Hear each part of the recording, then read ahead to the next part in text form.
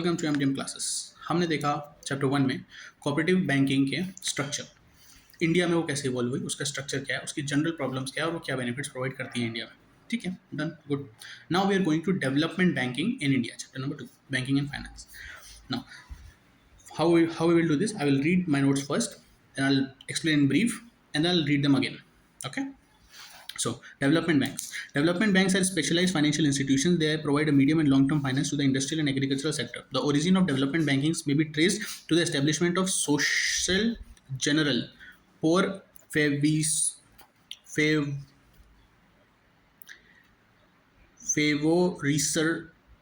One, Belgium का कोई word है, मैं डिस्क्रिप्शन में लिख दूंगा। Industrie Nationale in Belgium in 1892. But the notable institution was the Credit Mobiliser of France, established in 1952, which acted as an industrial financer. Now, definition of development banking: William Diamond and Shirley Hosky consider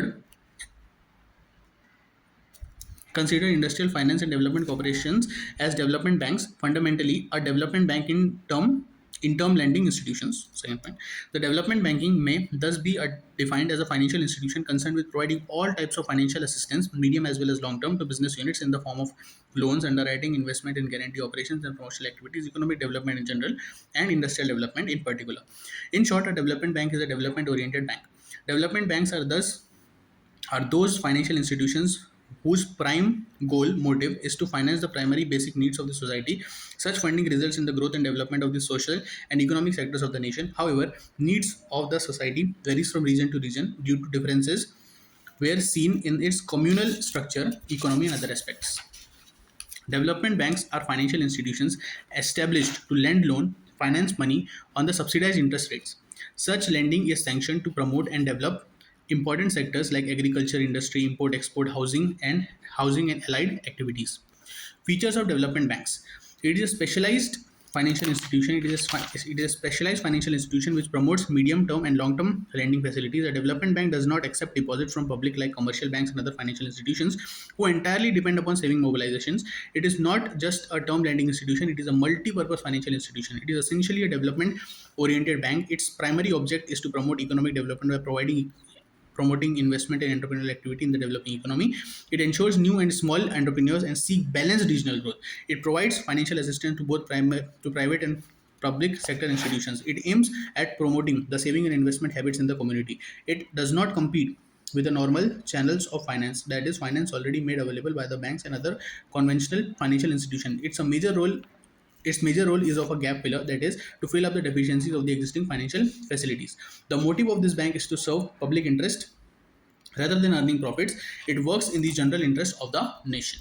Okay. Objectives of development banking is to promote industrial growth, to develop backward areas, to create more employment opportunities, to generate more exports and ensure import substitution, to encourage modernization and improvement in technology, to promote more self-employment projects, to revive sick units, to improve the management of large industries by providing training, to remove regional disparities or regional imbalances, to promote science and technology in new areas by providing risk capital, to improve the capital market in the country.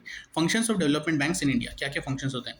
Financial gap fillers, undertake entrepreneurial role, commercial banking business, joint finance, refinance facilities, credit guarantee, underwriting of the credit, development of small scale industries, housing, development of the housing sector, promotion development of large scale industries, rural and agricultural development, enhance the foreign trade, revive the sick units, entrepreneurship development, regional development and contribution to the capital market. These are the functions of the development banks in India. Now, role of the development banks in the economic development: capital formation, support to the capital market, rupee loan, foreign currency loans, subscription to debentures and guarantees, assistance to backward areas, new entrepreneurs, promotion and consultant, impact on the corporate culture, financing the long-term projects, mitigating the informational deficiencies. Challenges before the developing development banks in India: long gestation period, diminishing role, high credit risk, lack of government support and very high NPAs, that is non-performing assets. आपको करना क्या, मैं एक बार वापस याद दिला देता हूँ, आपको सिर्फ बैठ के सुनना है। मैंने सारी डेफिनेशंस, सारी चीज़ें एक जगह पे करके रखी हैं। मैंने उसे एक बार रीड करा अंग्रेजी में ताकि आप समझ पाए, फिर मैं समझा दूंगा, फिर एक बार और रीड करूंगा। डन। डेवलपमेंट बैंक्स आर, तो we are back on the study. Development banks क्या होते हैं? These are specialised financial institution जो मीडियम और लॉन्ग टर्म फाइनेंस प्रोवाइड करती हैं इंडस्ट्रियल और एग्रीकल्चरल सेक्टर्स को. एग्रीकल्चर सेक्टर को और इंडस्ट्रियल सेक्टर को जो भी पैसे चाहिए होते हैं अलग अलग नीड्स के लिए. एग्रीकल्चर को सीजनल रूप में पैसे चाहिए होता है, जब सीजन नहीं होता है तो लैंड को रेडी करने के लिए पैसा चाहिए होता है. और इंडस्ट्री को तो अलग अलग सीजन में अलग अलग इंडस्ट्री की अलग अलग रिक्वायरमेंट होती हैं. जैसे कि अगर कोई कूलर है, कोई अम्ब्रेला है, तो वो सीजनल है. लेकिन जो चीज़ें एफएमसीजी में आती हैं वो उन्हें अलग अलग टाइम पे अपनी प्रोडक्शन साइकिल को, मैन्युफैक्चरिंग साइकिल को, अपनी ट्रेड साइकिल को कंटिन्यू करने के लिए पैसे लगते हैं जो डेवलपमेंट बैंक्स उनको प्रोवाइड करते हैं. इसका ओरिजिन कहाँ से आता है? बेल्जियम 1982 में इस तरह के कॉन्सेप्ट्स को बनाया गया था जो क्रेडिट मोबिलाइजर का काम करता था फ्रांस में. 1952 तक क्रेडिट मोबिलाइजर का मतलब क्रेडिट लेने का, पैसे अपने पास रखने का, फंड क्रिएट करने का और क्रेडिट पे लोगों को देने का ताकि वो अपना बिजनेस कर सके और वापस दें, और फिर इनको अपन इनका वापस दे दें और फिर अपने पास पैसा है फिर अपन लोगों को क्रेडिट दे दें. ठीक है, इसे एक इंडस्ट्रियल फाइनेंसर की तरह देखा जाने लगा डेवलपमेंट बैंक्स को. अब definition, William diamond and Shirley Boski consider industrial finance and development contribution as development banks. Industrial finance and development corporation, industry का फाइनेंस हो रहा है और डेवलपमेंट जो हो रहा है उसका डेवलपमेंट कॉर्पोरेशन जो हो रहे हैं, जो इंडस्ट्रियल फाइनेंसर्स हैं और जो डेवलपमेंट कॉर्पोरेशंस हैं उन्हें डेवलपमेंट बैंक्स कहा जाता है. ये टर्म लेंडिंग इंस्टीट्यूशंस है, मतलब कुछ टर्म्स पे आपको पैसे देंगे, इन्हें टर्म लेंडिंग इंस्टीट्यूशंस कहा जाता है डेवलपमेंट बैंक्स को.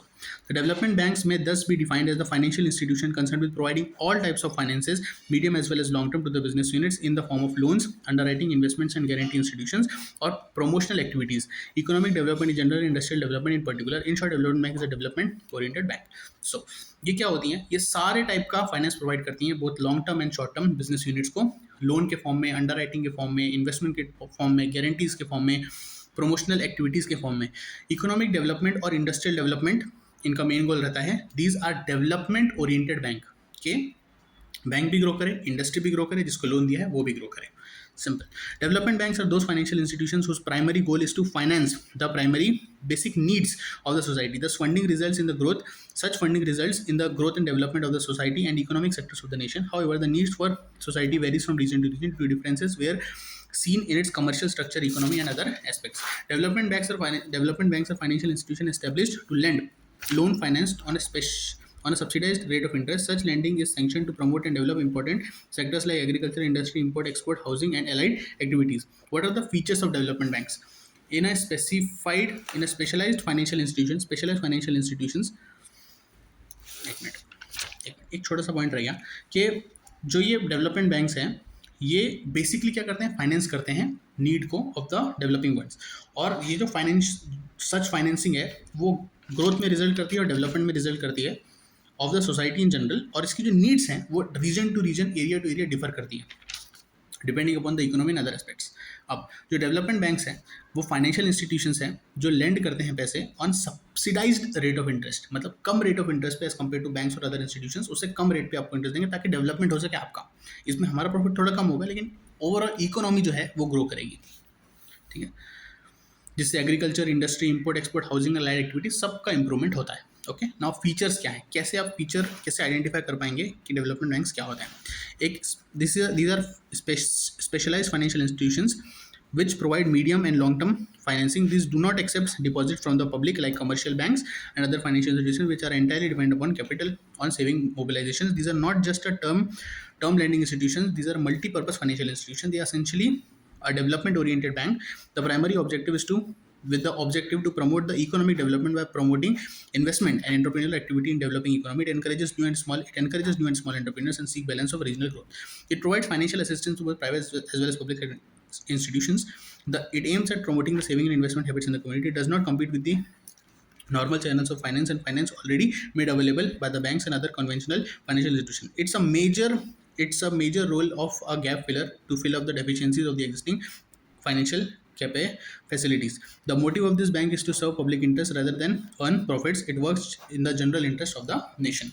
The objectives of development banks: it promotes industrial growth, backward areas, creates more employment opportunities, generates more export and encourages import substitution. It encourages modernizations and improvement in technology. It promotes self-employment projects, revives sick units, improves the management of large industries by providing training. It removes the regional disparities or regional imbalances, promotes science and technology in new areas by providing capital. It improves the risk the capital market in the economy. आप देखेंगे कि जब आप उस चीज़ को 2-3 बार पढ़ रहे हैं ना, जब आप सुन रहे हैं मुझसे, मैंने जैसे पढ़ा है, तो आपको अपने आप उसमें क्लैरिटी आने लगेगी और उस पॉइंट तक आपको रीच करना है। इसका पॉइंट ये है। तो अपन फंक्शंस, अपन डेफिनेशन देख ली, अपन फीचर्स पे थे। फीचर्स क्या होते हैं? सबसे पहली बात, एक स्पेशलाइज्ड फाइनेंशियल इंस्टीट्यूशन है। स्पेशलाइज क्या में करती है? डेवलपमेंट में। डेवलपमेंट ओरिएंटेड एक बैंक है जो स्पेशलाइज फाइनेंशियल इंस्टीट्यूशन है, जो प्रोवाइड करती है medium and long term lending facilities provide करती है। ये पब्लिक से फंड्स एक्सेप्ट नहीं करती जैसे कि कमर्शियल बैंक्स करते हैं। ठीक है, ये एक मल्टीपर्पज़ फाइनेंशियल इंस्टीट्यूशन है जो सिर्फ लोन नहीं प्रोवाइड करती, कम रेट पे लोन प्रोवाइड करती है, कभी कभी असिस्टेंस भी प्रोवाइड करती है, कभी कभी अपने एक्सपर्ट भी रख लेगी क्योंकि मेंबर जो है इनके ऑफकोर्स फाइनेंशियल एक्सपर्ट्स रहते हैं। ठीक है, these are development oriented banks जिनका प्राइमरी ऑब्जेक्टिव रहता है to promote the economic development by promoting investment and entrepreneurial activity. They encourage new and small entrepreneurs and seek regional growth. मतलब ये development oriented bank रहते हैं जिनका main objective क्या रहता है? Promote the economic activity. Economy में economic activity बढ़ाने का होता है। ये प्रमोट करते हैं, एनकरेज करते हैं स्मॉल एंटरप्रेन्योर्स को। एनकरेज कैसे करते हैं? ऐसे ताली नहीं बजाते हैं, उन्हें फंड्स प्रोवाइड करते हैं उनके स्टार्टअप्स वगैरह के लिए। It provides financial assistance to both private as well as public sector. It aims at promoting the saving and investment habits in the community. It does not compete with normal channels of finance already made available. They have a major role to play as gap fillers to fill up the deficiencies of the existing financial market. Okay, financial assistance provide करते हैं दोनों private और public sectors को, promote करते हैं saving और investment habits को community में, और दे कम्पीट नहीं करते with the normal channel of finance. वो उनमें जो गलती रह जाती है ना, जो बैंक्स में और अदर फाइनेंशियल इंस्टीट्यूशंस की जो गलतियां हैं, उस गलती की गैप्स जो रह जाते हैं उसे उसके गैप फिलर्स हैं। मतलब अगर कोई बैंक है जो रेट ऑफ इंटरेस्ट दे रहा है जो ऑफकोर्स बैंक के लिए प्रॉफिटेबल है, लेकिन कोई ऐसा सेक्टर है जिसके पास उतना इनकम ही नहीं है, उससे बहुत ज़्यादा अमाउंट ऑफ फंड्स की रिक्वायरमेंट नहीं है, तो वो जो गैप है उसे फिल कर देते हैं, उसकी डेफिशिएंसीज को, उस एग्जिस्टिंग सिस्टम को फिल कर देते हैं ये लोग।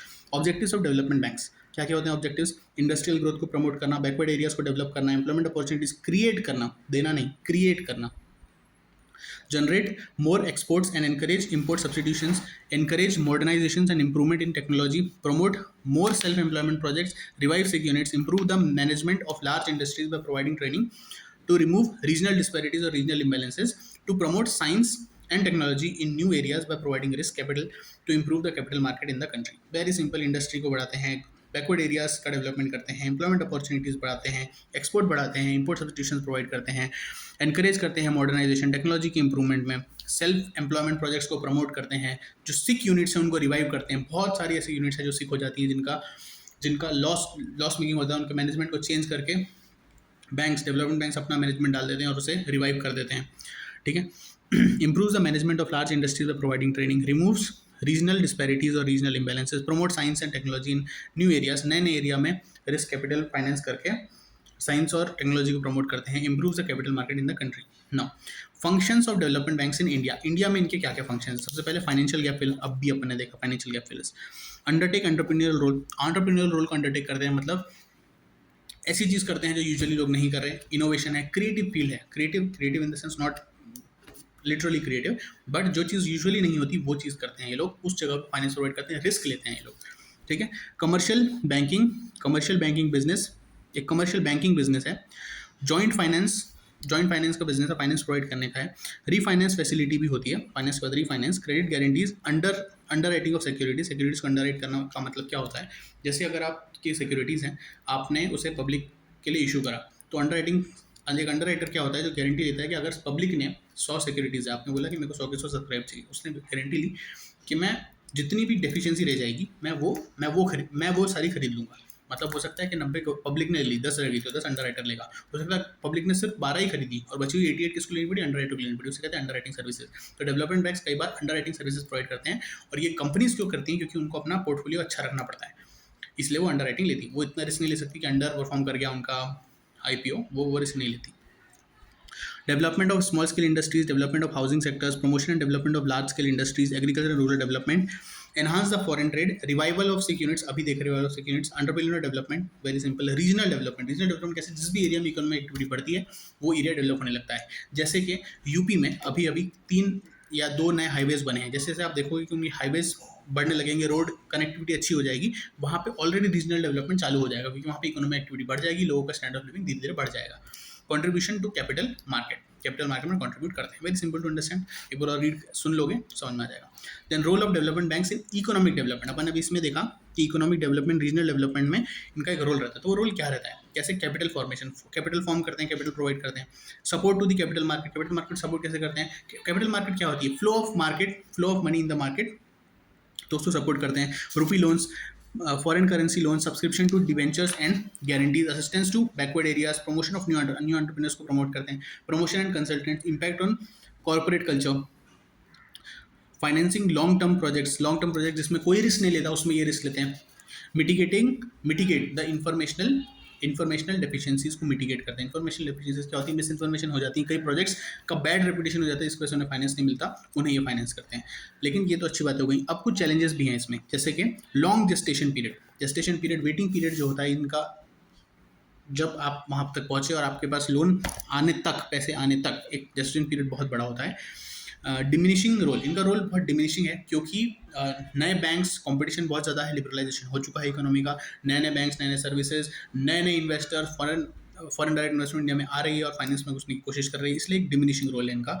हाई क्रेडिट रिस्क, अब देखो जैसे कि ये इंटरेस्ट रेट भी कम ले रहे हैं और उन्हें लोन प्रोवाइड कर रहे हैं जिसे दूसरे बैंक्स नहीं प्रोवाइड कर रहे हैं, तो इनका रिस्क बहुत ज़्यादा है। गवर्नमेंट का सपोर्ट इनको बहुत कम है, क्योंकि गवर्नमेंट वैसे ही पब्लिक बैंकिंग को कम कर रही है, गवर्नमेंट अपने पब्लिक सेक्टर्स की बैंक्स की जो होल्डिंग है उसे कम करती जा रही है, तो गवर्नमेंट का सपोर्ट बहुत ज़्यादा नहीं रहता है। और एनपीएस बहुत हाई रहते हैं, मतलब नॉन परफॉर्मिंग एसेट बहुत ज़्यादा रहते हैं, क्योंकि ये बहुत रिस्क लेते हैं और जब आप 100 में रिस्क लोगे तो 10 ही आपको रिटर्न्स देंगे, ऐसा कहा जाता है।